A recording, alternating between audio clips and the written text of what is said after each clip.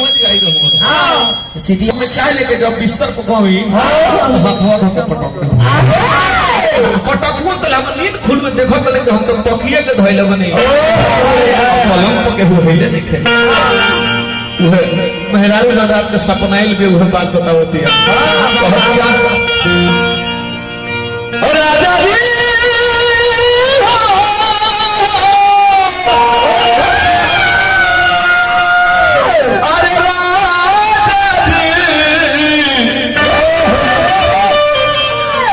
राजा जी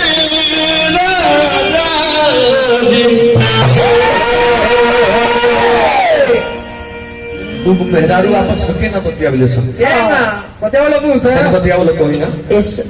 हां एटी हो ये दादा बोल वो हम के का होइल बा छोटकी कह दिया अरे हम को राजा जी अरे राजा जी राजा जी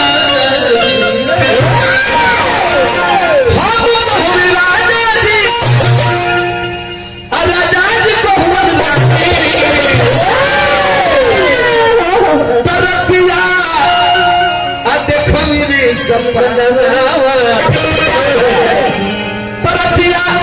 अरे देख मेरे सपना बोलो बोला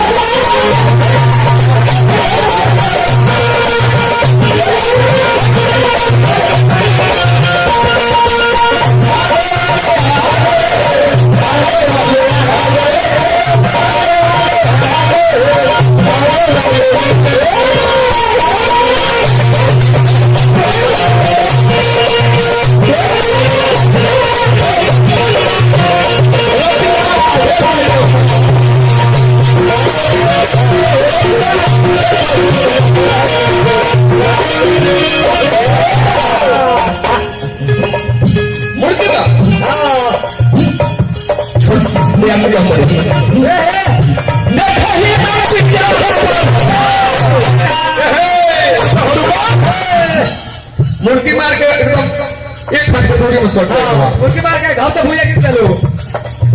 देखो ही नहीं क्या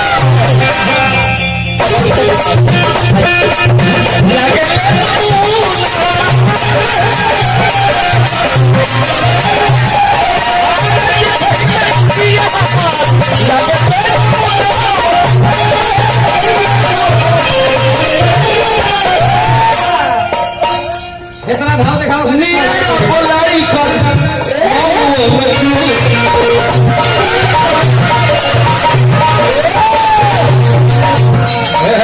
सोनाली बैठो शर्म बुझलू शर्म लगेला तो आदमी क्या करेला गंज वाला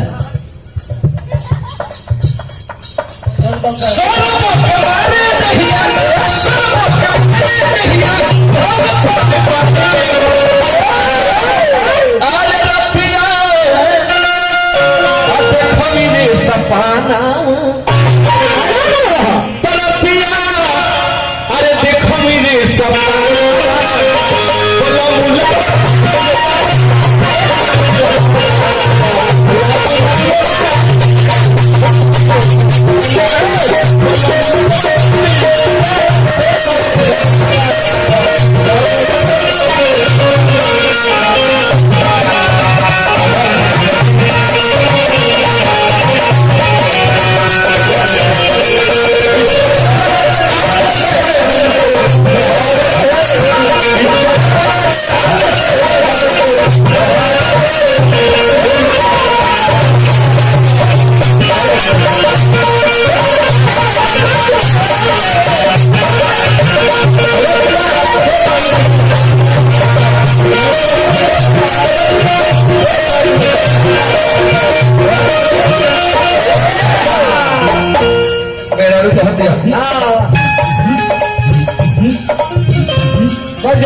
ये तक दूर तो काथा पर नियरा बोला के होके घूमटा बोलो आधा है आधा क्या होता हो सबका ना करे अगले के लिए उनका नहीं उल्टा उल्टा रहो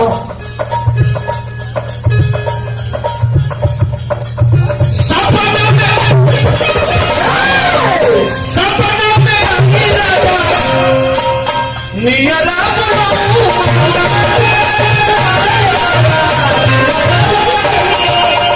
नियरा बोला क्या कौन घोड़ा में सुताई करके वो घोड़ा